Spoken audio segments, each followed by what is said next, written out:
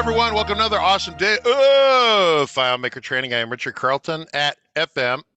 There we go, training.tv, where every day we're doing great FileMaker training and having lots of fun. Today is Jesse Barnum's a conversation with Jesse Barnum about one of two options for deflector shield technology. I think it's the best commercial off-the-shelf option for ransomware deflector shields. So imagine you're on the starship and the bad guys are attacking, and if you had no shields, how that would go for you.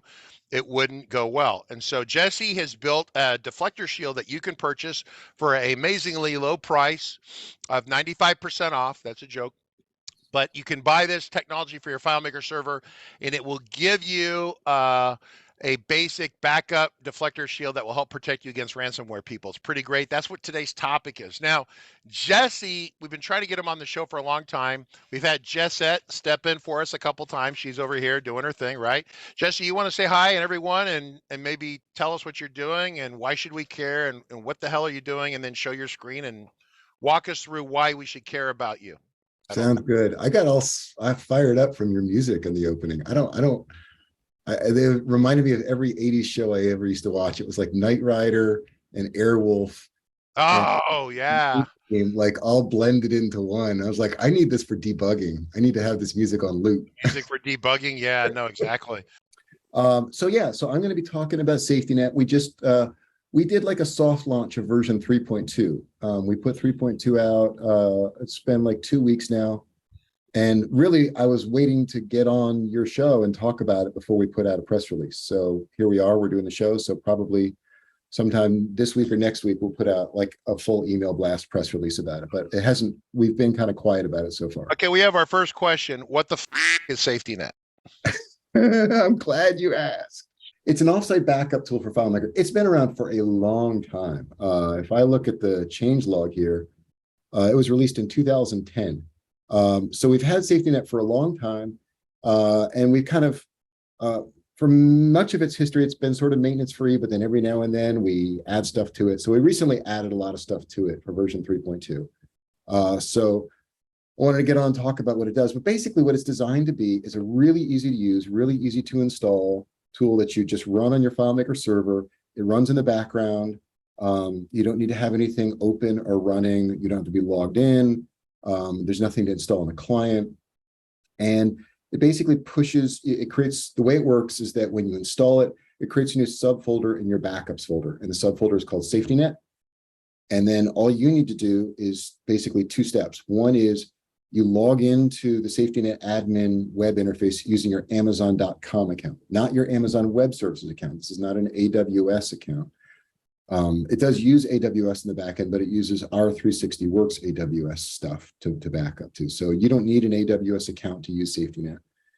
You log in with your Amazon.com account, and that basically just authorizes to run the monthly credit card charges for it. We can talk more about the pricing in a minute, but basically it just you log in with your Amazon.com account. You go to your FileMaker server and you tell it to create a backup schedule that backs up into the SafetyNet folder. And then from that point forward, whatever you put in the SafetyNet folder, SafetyNet will pick it up within 5 minutes and it'll push it up to Amazon S3. That is the AWS part. But again, it's not using your Amazon account.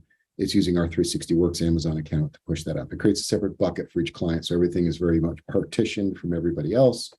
But yeah, that's in a nutshell what Safety does. I can talk more about like what's cool about it, but I wanted to just start off with what the heck. Well, that's the basics, but I mean, listen, let me explain this. Let me back up. Let me frame this up for everyone. So bad guys will try to, we talked about this when Chris Moyer was here and Heidi Porter. Heidi did a great job, Chris, and actually Wim DeCourt was here too. We talked about ransomware, and one of the first things the bad guys try to do is they try to get into your backups and they encrypt your backups. And they do that secretly so you don't know that your backups are trashed, right? And then after they can get your backups, then they go after your live server. If they can't get to your backups, frequently they won't even bother attacking your live server because they know that you'll just blow out your server and put a new server up with the last good backup, right? So if that is their strategy, why does your technology matter? Because they're going to try to go after the backup that you've created for people, Jesse, right? Yeah, so what SafetyNet does is it uses the write once, read many feature of Amazon S3. Amazon S3 has a locking mode that you can put it in. And there's two kinds of locking mode, compliance mode and governance mode. So we run in compliance mode. And basically what that means is that anything that gets put up to Amazon S3 cannot be deleted, encrypted, or messed with for 5 days. And you can set that for a longer period of time, but at minimum, it's 5 days. And so even if somebody were to hack your server and go on, and even if they got into your SafetyNet interface, which they would need your FileMaker server admin credentials to do, but let's just say you did something dumb, like write them down somewhere, and somebody got those, even if they had your FileMaker server admin credentials and could get into the SafetyNet admin interface, they couldn't get rid of your backups. They couldn't encrypt your backups. They can't touch your backups because once they've been pushed up to S3, nothing can change those backups. Not even Amazon can change them. If you were to call Amazon, if you got a court order somehow telling Amazon to delete those backups, they couldn't delete those backups. They're untouchable to anybody for a minimum of 5 days or whatever. Clarify that it's that, but, and I want you to clarify this because people are going to hear, if I back up to S3, they're protected automatically for 5 days and no one can delete them. And that sentence by itself is not true. So once again, I want you to focus on what you do to make that special. Okay, because that's the secret sauce here. I'm not following you there because it is true. Once you back them up to S3, they cannot be deleted, encrypted. Okay, yeah, but we have S3 backups all over the place. We do for customers all the time, and those backups can be deleted all the time, right? S3 by itself is not a special secure vault of backups, right? Right, it's that compliance governance mode that I had mentioned. Okay, why don't you dive into that and explain that? Yeah, so that's what Amazon refers to as, hold on a second, I'll see if I can because that's really the secret sauce. Because we've done demos before. Hell, we did demos based upon your, I don't know if it was in Florida or the year before Florida, probably before Florida. You did an Amazon API hacky thing with JavaScript and stuff like that in the web viewer. And then we took that and you had a demo where you could write to S3. Well, we do that all the time, but that doesn't have this. Right. This is what you have to turn on, right? So I just copied this. I don't know if I can easily send this to you or not. Can I push this? Margaret, why don't you do a search and find that for us, and Margaret will take care of that. That's what she's paid. In the chat, in the Zoom chat. So this blog is talking about this write once, read many feature of Amazon S3, which is the object locking feature. So when we set up the buckets for you in Amazon, we're setting up the buckets with this write once, read many feature. And that's the thing that makes it impossible for these files to be deleted. Even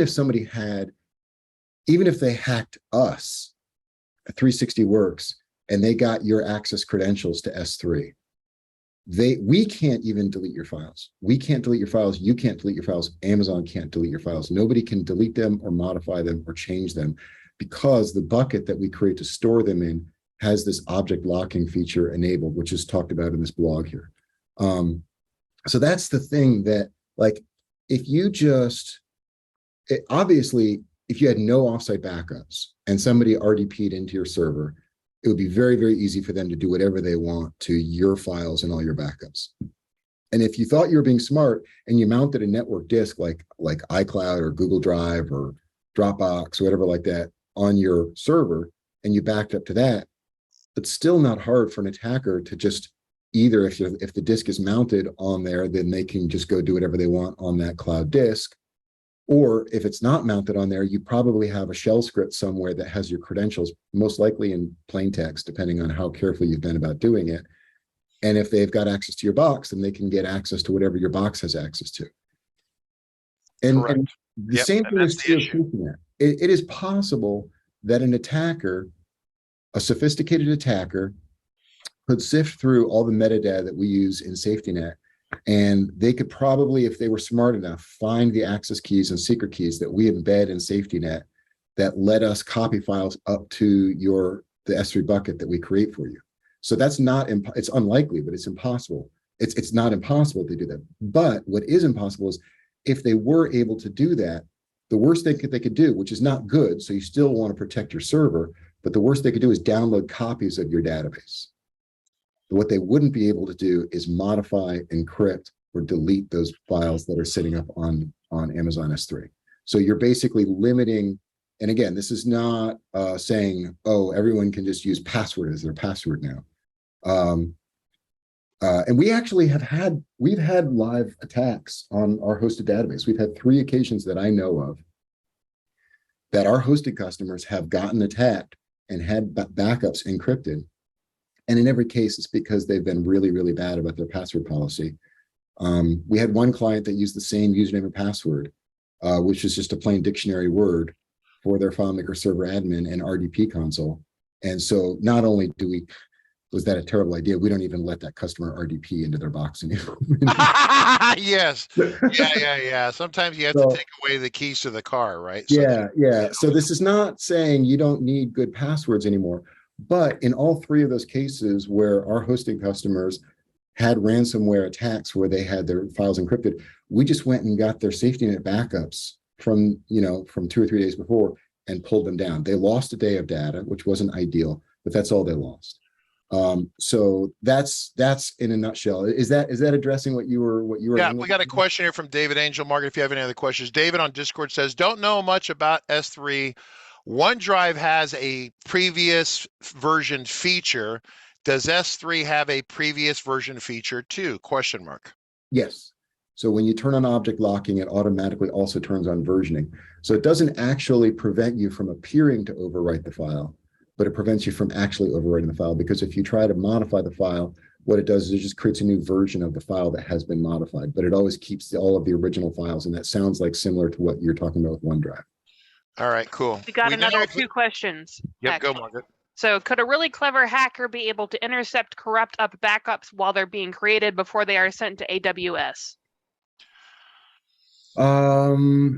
If they could block the writes up, but then that should set off errors on the server, one would think, right? So I think that is not impossible. One thing I will say that really is, so one of the things that I talk about with SafetyNet compared to things like a mounted cloud drive or carbon copy or Backblaze or something along those lines, or Dropbox, is that none of those services know anything about FileMaker server. And so one thing that you need to be really careful about is making sure that you're not simultaneously creating a backup on your FileMaker server. Let's say your backup of FileMaker server runs at 1 a.m. And let's say that it takes somewhere between, you've got, let's just say big files. So it takes somewhere between 1 to 3 hours to finish the backup, depending on how busy your server is and how much has happened with it. So you can't just set Dropbox, for instance, to run every 10 minutes, because it's going to wind up creating corrupt copies of your backups, because it's going to be trying to back up the files while they're still being written by FileMaker server. And it'll look like they worked until you go after a catastrophe and you go to pull them off and it says these files need to be recovered. And then you try and recover and there's only half the data on there so that they can't be recovered. So it's really important that your backup software, whatever it is, runs not until your backup has completed. That's a problem when the backup might take 1, might take 2, might take 3 hours. So if you start running at 1 o'clock, you wind up saying, okay, well, I'm not going to run my backup till 6 a.m., my offsite backup till 6 a.m., just to be sure to give plenty of time for my backups to finish, so there's no risk of like stepping on the foot of FileMaker server. The reason I bring this up is contrast this to SafetyNet. SafetyNet is very smart about FileMaker. SafetyNet was written by me. I know how FileMaker server works. And so what SafetyNet does is when it goes to do the backups, it runs every 5 minutes. But before it actually starts backing up, it uses the admin API to do a polling check on the FileMaker server at the admin API and say, are there any backups running?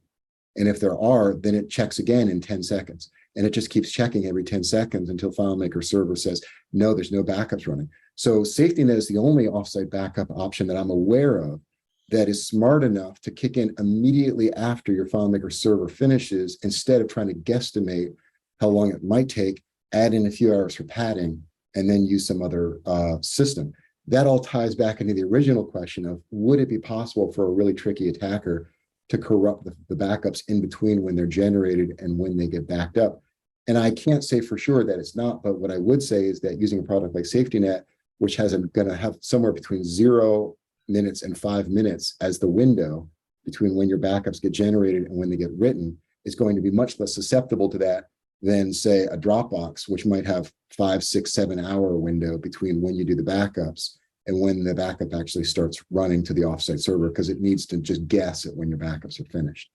Yeah, this is kind of a low-hanging fruit kind of conversation a little bit from the standpoint that the reason people don't want to, people don't like to buy FileMaker server, and anymore you really can't. It's very hard to get into FileMaker without having a FileMaker server. That being said, the people like, oh, I got an email from the guy the other day. I want peer-to-peer sharing because I don't want to pay for FileMaker server. Well, that's next to impossible, if not going to be completely gone and deprecated shortly. And the reality of that is that you want FileMaker server because it knows how to protect the files and make the backups. I've got people who say, hey, my FileMaker server, we have FileMaker server? Yeah, we have FileMaker server. What is my FileMaker server? Oh, we put the files on Dropbox, we double click them on a shared drive or whatever, or the directory, and they're accessing it on Dropbox. That's how you corrupt your file. You don't have to worry about the bad guy screwing you. You're going to screw yourself, right? As nicely as I can say that. Jesse was being really nice. I wanted to raise my hand and go, you're much more likely, and this is a Stu question. Stu was asking a question, but Jesse's saying it's much more likely that someone who thinks they're exceptionally clever and not going to, buy FileMaker server or run a backup or something there will just hose themselves. So while the FileMaker server is running, the file. God, see it. By the way, I have a swear jar here. So for those of you who missed this, I don't know if you can see this now. If you say an F word, you have to pay $1. And there are 2 associated F words that you can put in here that'll make you pay $1. Anyway, the problem is how to explain this. But if you have a FMP12 file, and I'm just going to leave out the Claris file conversation for the moment. You have an FMP12 file. It's running on the FileMaker, the server. Then you don't want to duplicate the file or copy it anywhere. It's in a special state. That's that's the live file. The same as with the backups. We write backups. Most of our backups take 3 or 4 or 5 minutes or less. Some customers have really big files with really slow drives, and it might take at 35 minutes for 45 minutes or an hour. I think that's a very dangerous window. Yeah, I've demonstrated that before. I did a DevCon session on FileMaker server backups back when DevCon was a thing. I really miss that. I really would like to see DevCon come back one of these days. But at any rate, I demoed that actually running a live backup and then copying the file while the live backup was running, and then demonstrating that the resulting file was corrupted. Yeah, and that's the rub with that. And so to be honest with you, most of the developers are sufficiently clever. There's a couple things going for you. One, the ransomware attacks are generally cookie cutter. If I was going to start, I say this now kind of flippantly, partly true, but not really, because I'm kind of a mostly honest guy. But if I was going to start RCC from the beginning right now, and I was 20 years old, I might just start a ransomware company and make sure I'm not in the United States or the EU somewhere where they would be hard to get me. Because you can buy ransomware kits. Heidi Porter and Wim DeCourt have bought ransomware kits, customized them, and they're very much designed to go after generic sort of situations, and they guide you through the process of setting up your own ransomware company. It's crazy. And so there's a cookie cutter. It's not like Mission Impossible where Tom Cruise is rappelling out of the ceiling, break into the CIA on a one-shot deal to steal their stuff. If you're attacked by ransomware, you have done things sufficiently stupid that a generic assault attack using generic rules, which are not really customized to your company at all, managed to get into your system. It's an automated attack initially, and then bad humans get involved and intervene. And so the goal is for you to not be the normal kind of person with stupid passwords.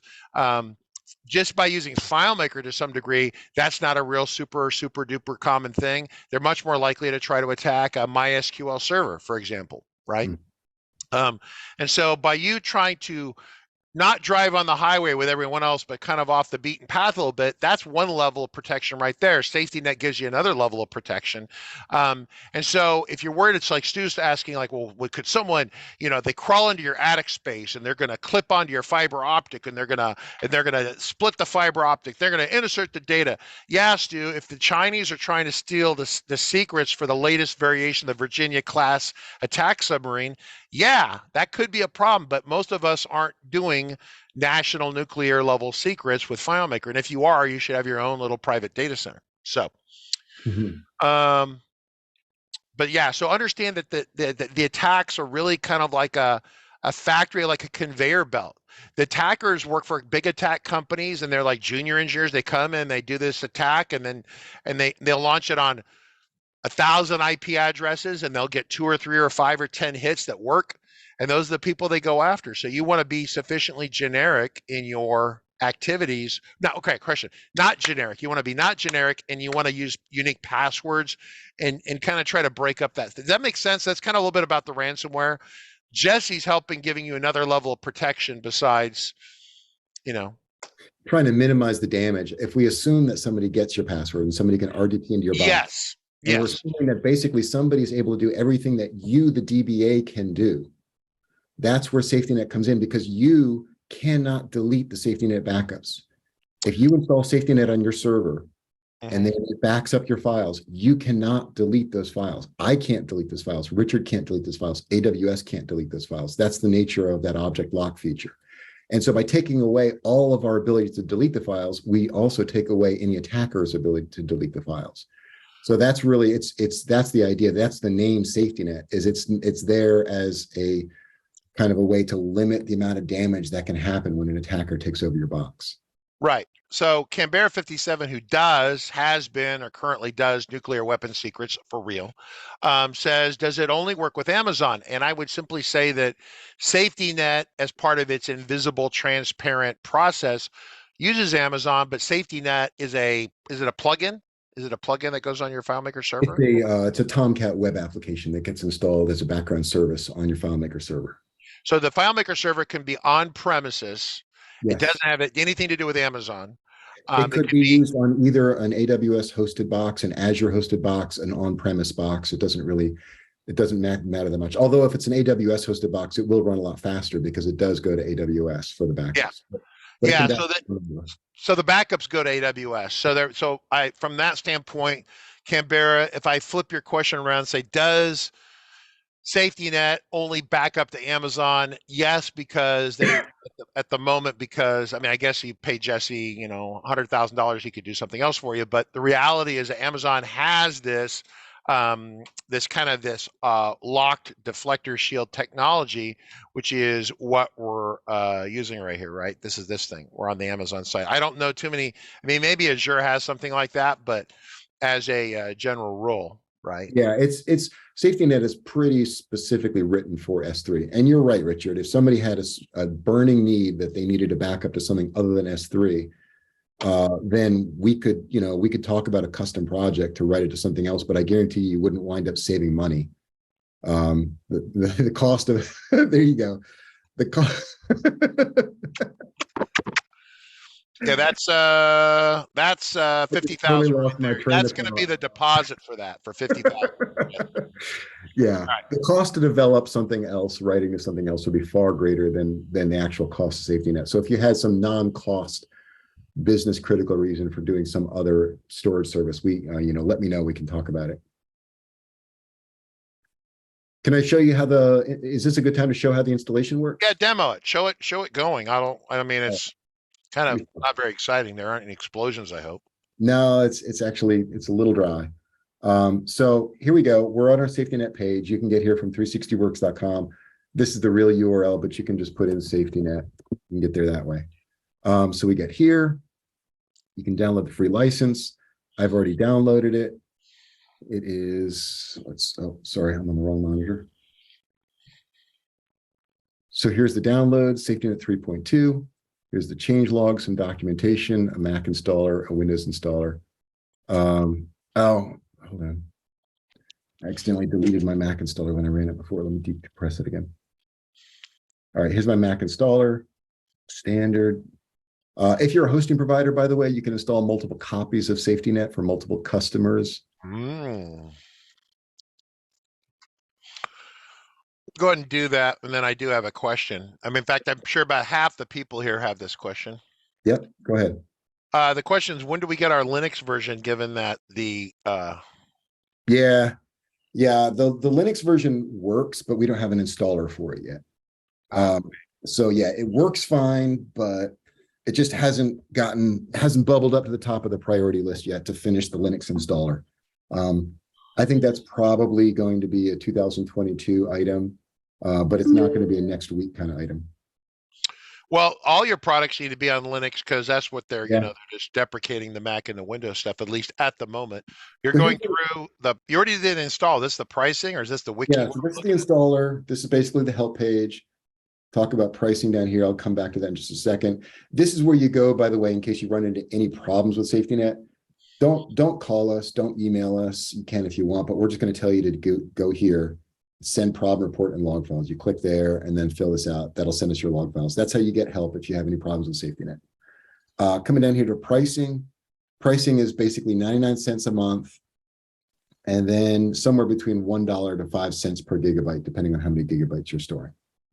So it's tiered pricing as you go past 10, 90, 400 gigabytes, 500 gigabytes. So here's some examples of prices down here that have done the pricing tiers for you. 5 gigabytes per month is $6 a month. 50 gigs is $21 a month. 250 gigs is $48.49 a month. 1,000 gigabytes is $98. I would assume that most people would be less than 50 gig. Well, I think you're right. Less than 50 gigs a month, maybe, but the thing is so $21 gets you some pretty serious protection. Now, 5 days still is a little on the thin side for me. How do you adjust the? These assumptions are based on 7 days. Oh, they are. Okay. Yeah, and I'll show you. There's actually a calculator in the admin page. If I go to admin, the admin credentials are just whatever your FileMaker server admin credentials are.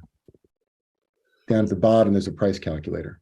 Okay. So if we say, let's say you've got 3 gigabytes worth of files. Okay.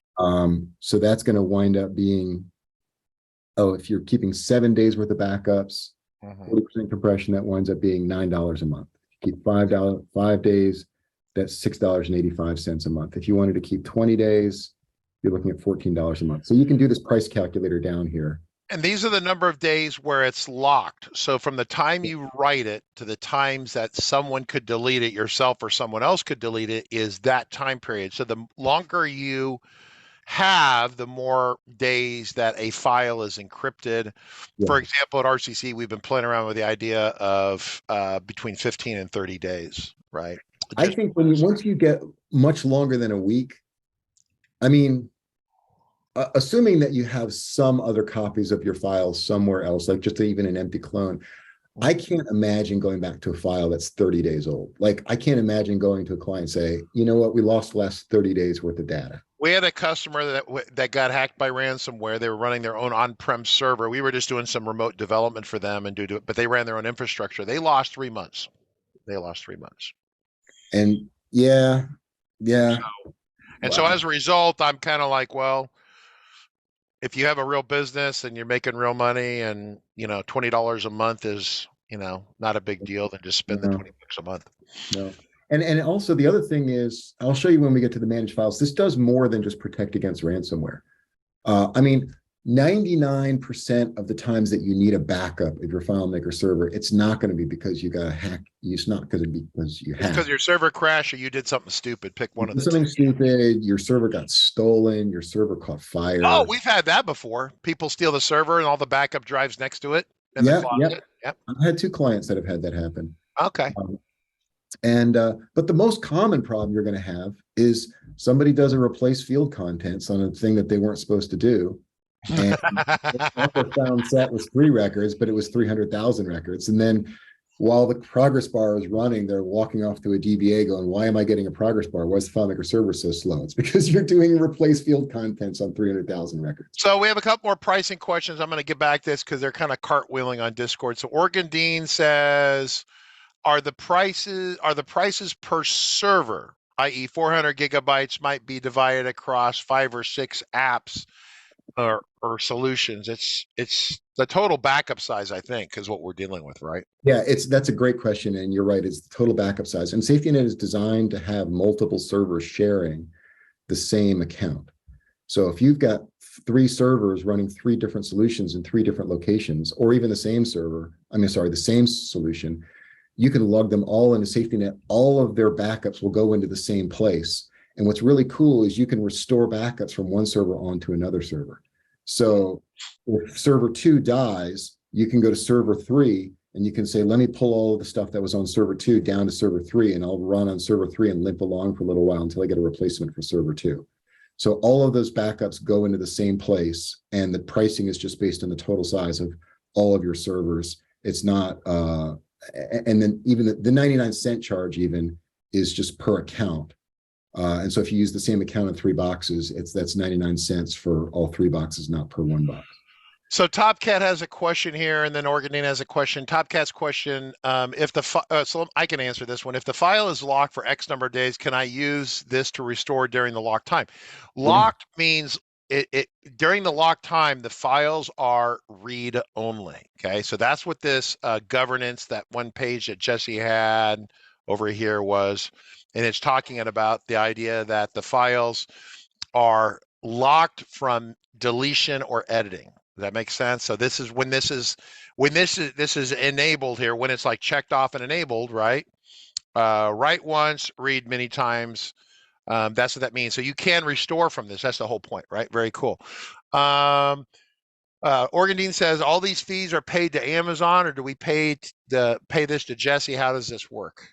So the way it works, I'll log in right now, and that'll help answer the question. So something I wanted to show, if people have seen SafetyNet before, this is a new thing that you might not have seen. We have a pull-down menu of where you want your files to be stored. Previously, it always just went to whatever was closest and fastest, which is probably where you want it to go. But you might have specific reasons like, data policies that say you can't store your offsite backups within 50 miles of your server location. Or they must be stored in this particular country, or something along those lines. So now we give you the option to pick a specific AWS region of where you want to store your files to. So I'm going to do the login. And so notice now we are no longer on a SafetyNet page. We're on an Amazon payments page. So this is asking you to log in with your Amazon.com account, the same retail account that you used to buy books and stuff like that. Okay. And so you're going to log in here, and now it comes up with all of your Amazon payment choices that you would use if you're buying stuff on Amazon. So I'm going to use this payment method. Okay. And then at the end of that, there's just a checkbox saying, yes, use this selected. Okay. Here we go. Use this selected payment method for future purchases and store. And now that takes us back to SafetyNet, but now I don't have a big yellow login button. Instead, I have a link that says log out. Okay. So from a billing standpoint, here's how the billing works. We tally up how much storage each customer used. We get charged from AWS for the storage. We tally up how much each customer used. We figure out how much each customer's billing should be. And then we run a charge basically on behalf of that customer through the customer's Amazon.com credit card. So on your credit card transaction statement, the charge will not come from 360Works. It will come from Amazon, but it will say 360Works SafetyNet as the line item. So basically, you've bought something from 360Works the same way that you would buy shoes from a retailer with Amazon who is basically listing their products on Amazon.com. So that's how that works. That makes it simple because you don't have to deal with the financial end of it, right? So that's nice. Nice. No, we don't store anybody's credit cards. We don't store anybody's passwords. And so it's all Amazon, which is perfect. Yeah, we've just got a token that we can go to Amazon with and say, here's a billing agreement that this customer agreed to. Here's how much to bill against that token for this particular month. And so that's the admin part. Now we get to the arguably most interesting part, which is the manage files.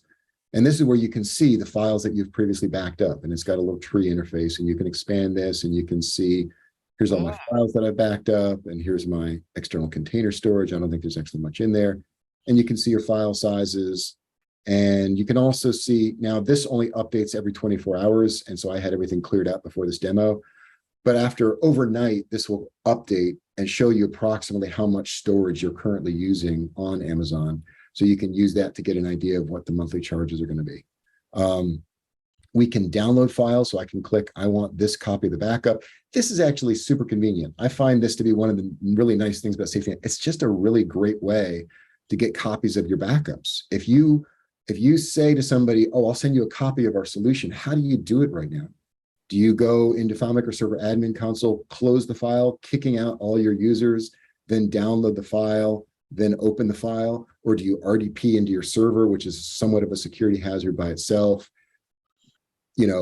compress that file and then copy it to your own desktop? There's just not a great way right now to get a copy of your files. If all you ever used SafetyNet for was this, it might be worth the $5 to $20 a month just for this, is that you can go in here, you can pick one or more copies of your databases. You could say download, and then SafetyNet is going to automatically zip those and stream those from Amazon S3 to the server where SafetyNet is running, and then to your own local computer.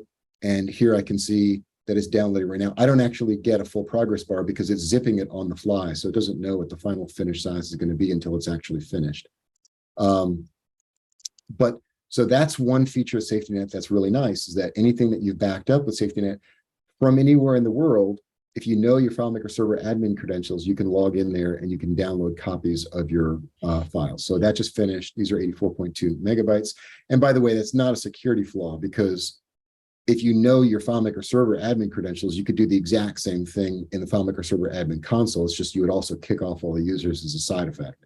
So we're just doing it. We're not letting you do anything you couldn't otherwise do. We're just letting you do it without having to kick off all your users. So you can see I selected those two files, and now here's the two folders, and they've got all my stuff in them. So that's a nice feature of SafetyNet compared to a Dropbox or a Carbon Copy, or just using FileMaker Server Admin Console, or doing EC2 snapshots, which snapshots are great. We do both. I'm getting a little bit off track, but we do EC2 snapshots in addition to SafetyNet because they're both really good for different things. Yeah. There is oh, go ahead. And the other thing, I love this ability to restore files. Sorry, let me collapse this. I don't think anything does this except for SafetyNet. So I've got this file here called tasks, and I'm going to switch to FileMaker. Let me get it put on the right monitor. I'm going to open up my tasks database. I didn't actually practice this before a demo, so it's probably going to screw up. There it is. Nothing like a cold demo. It's fine. So I've got 21 items in here. Okay. And a stupid user comes along and doesn't know what they're doing, and they delete all the records. Awesome. So you're like, okay, well, don't worry, stupid user. I'm going to go to your backup and I'm going to get this file for you. Without SafetyNet, that would be a lot of steps. You could do it. You'd have to RDP into the box. You'd have to stop the file. You get a copy of the backups. You change all the permissions. You put the files in the right place. You can't even actually easily do it all on the FileMaker Server Admin Console, because now they want you to always use the share from FileMaker Pro. So you would need to share the file to itself. The point is, it's a lot of steps, and some of them don't really make very much sense. With SafetyNet, notice that I've got. That'll be $1 for saying FileMaker, by the way. Put it on my tab. So I come in down here. I go to my tasks database from my last one, which is at 2:45 p.m. I say restore to FileMaker Server. This will download the files from the offsite backup and open them in FileMaker Server. Files with the same name are already open on FileMaker Server. They'll be closed and moved out of the data directory. Do you wish to continue? I say yes. Oh, really good, This is something I probably should have practiced before the demo. The username is no. What username is that? Okay, so I'll figure that out. Well, now you're committed to fixing it, which is fine with me. Yeah, no, I'm going to figure out what happened right after I get off of this webinar. Right. I've used this before, and so I know that there's something weird about the specific file that's happening right now. But let me explain what is supposed to happen, and I'll figure out what's going on. What would it kicked out of the file, right?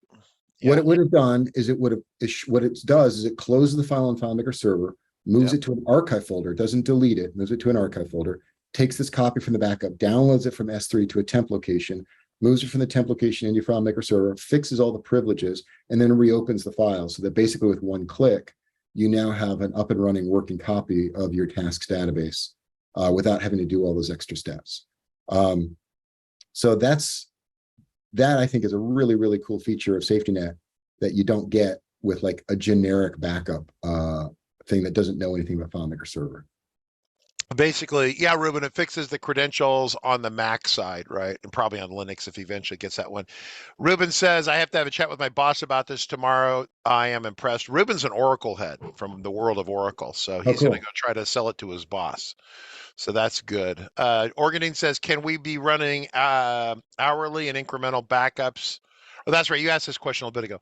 Can we be running hourly and incremental backups, but SafetyNet and AWS lock to only process the daily? Oh, so how do you target a specific directory or backup schedule? Yeah. So what you do, remember, the way SafetyNet works is that when the installer runs, the installer will create this SafetyNet subfolder within your backups folder. So it's really straightforward. It uses just the stuff you already know how to do in FileMaker Server. If you want a backup to go off-site, make your destination the SafetyNet folder. If you want to make other backups throughout the day that are not off-site, just make them in your backups folder, but don't put them in that SafetyNet subfolder. So you can just control by saying the destination for all of your different scheduled backups. Only the ones that have SafetyNet as their destination are going to be backed up off-site.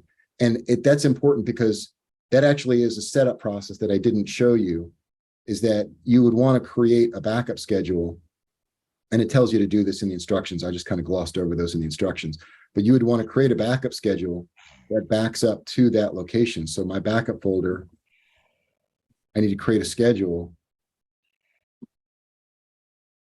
call this RCC.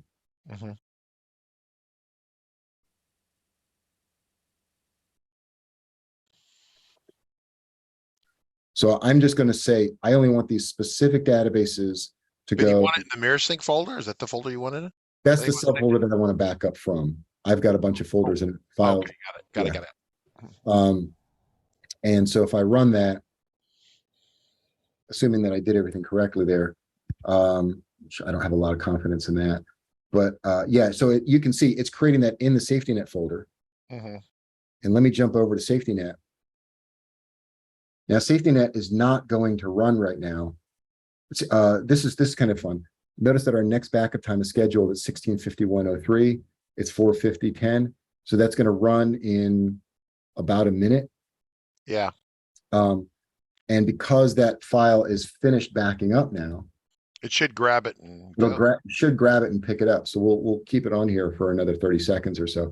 But what's important is that if that backup had taken 10 minutes to finish, when time came at 16:51 for it to kick in and run, it would have checked the admin API. It would have seen that the backup was still running, and it would have just kept checking and checking and checking until the admin API was finished. And only then would it have gone and backed up that file. All right, so we're going to keep an eye on that just for a second. We're going to pause briefly and take a question here. This is a question, I know who these people are, so this is an interesting question. They have some experience with this. They're overseas, they're not in the United States. So here's the question: ransomware encryption and data theft and the implications are different. So I guess they said ransomware encryption and data theft, they have different implications, I'm assuming. The legal implications are different. Can you comment on this question mark? I don't actually entirely understand the question, but I think it might be a reference to GDPR and data protection securities. SafetyNet is not doing anything whatsoever to protect your data from being copied to other people. So if somebody gets onto your server and gets a copy of your database, SafetyNet is not going to protect you from that. By the way, let me just take a side note here to say that our backup ran. You saw it running while you were reading the question. Well, it's the bottom one, right, with that big long date on there, because these were all the same, and now I'm seeing this one that's over here. Yep. So that just got created while you were talking. Yeah. This is a really good question. You understood the question. Good for you, Jesse. Say that again. I want to hit this hard. Go ahead. So what SafetyNet is protecting you against is the loss of your data. It's not protecting you against the unauthorized copying of your data. You're on your own for that. You need passwords. You need firewalls if necessary. Encryption at rest. Here. Yeah. Talk about that. Yeah. Those are all important steps to prevent people from getting an unauthorized copy of your database. SafetyNet is not. SafetyNet, if anything, creates more copies of your database, not less. So it's not going to do anything to protect your data from getting copied. It'll only protect your data against getting damaged, encrypted, or deleted. And so that's how ransomware works generally. They take however they do it, they take your data away from you. And if you ever want to see your data again, you have to write a check. And even then, you may or may not get the data back. So understand that that's kind of what this is about. It's making sure that someone doesn't take away your last copy of your file away from you. It's very, very important. There's actually, and I don't feel like I should say the name of who this is happening to, but there was actually a fairly well-known FileMaker hosting provider that had a ransomware attack that affected all of its customers. And I believe that hosting provider wound up paying a ransom to the attackers because they had to, because they would have lost all their customers otherwise. But that was not a theoretical thing in that case. Yeah, that was a real thing. And I guess they got it back. We don't have the inside story on it. And even then, you never want to hear stories where you accede to the terrorist demands, because that encourages more terrorists to do it. So, so for those of you who are in the FileMaker community, you probably know about this, but we're not going to speculate on that. It was not.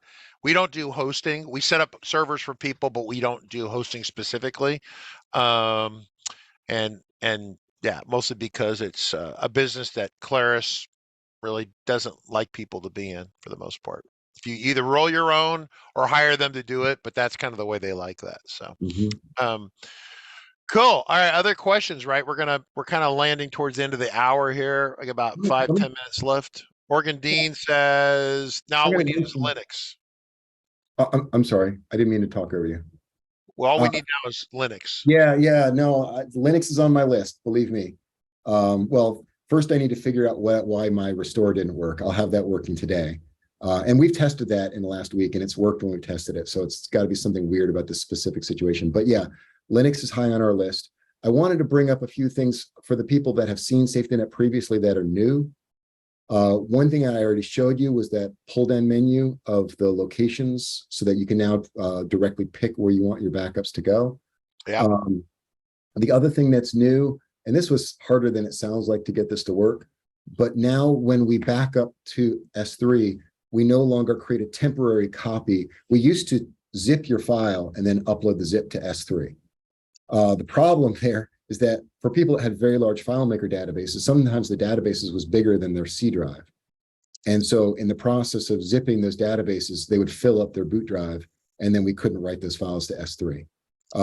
So we now stream those files directly to S3 using a multi-part upload feature of S3, so that we're basically creating a whole bunch of little mini zip files and uploading like a whole train of them, and then turning them all into a single composed file on the other end.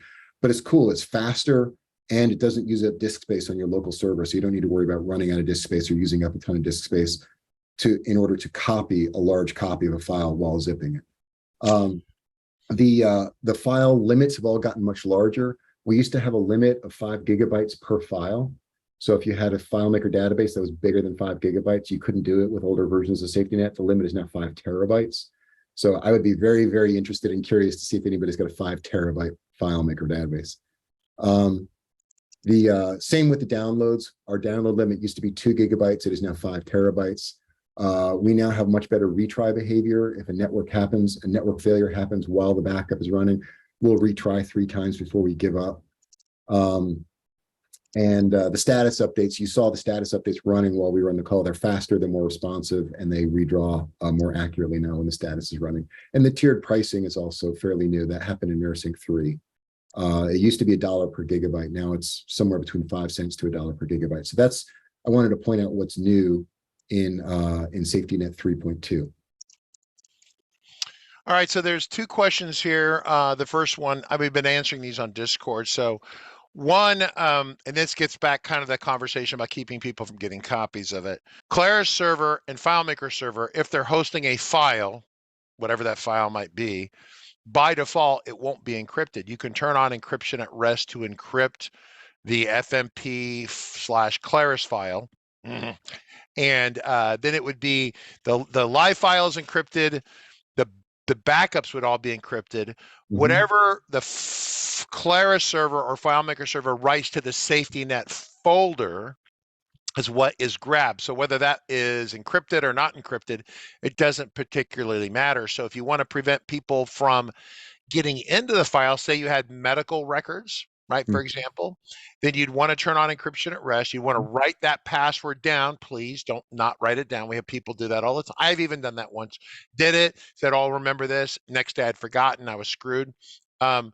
But you want to write that password down, then use that encryption at rest. So all the files are encrypted, including the files that SafetyNet will grab. That's very, very important.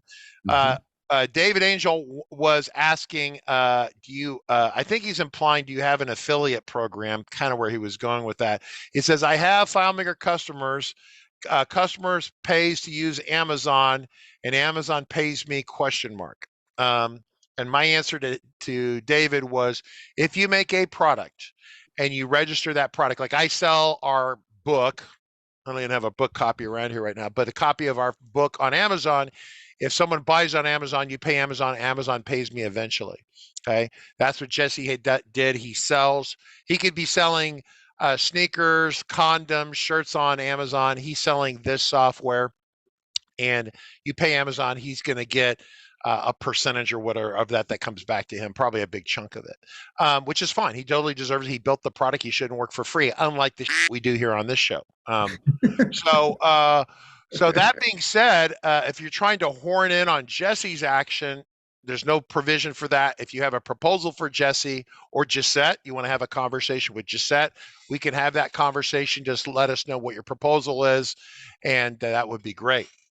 And I am calling the broadcast there, right? Are we doing closing credits? We're doing closing credits is what we're going to do. Good job, Jesse.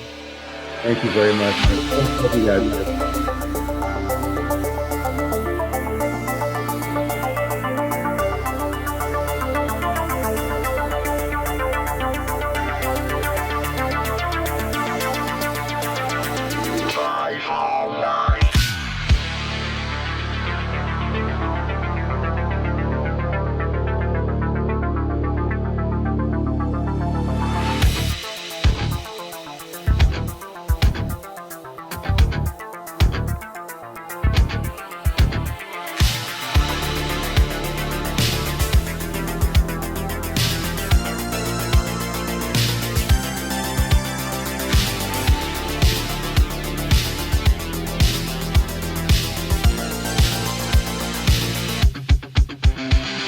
Got a report of an individual up here who may be a FileMaker license.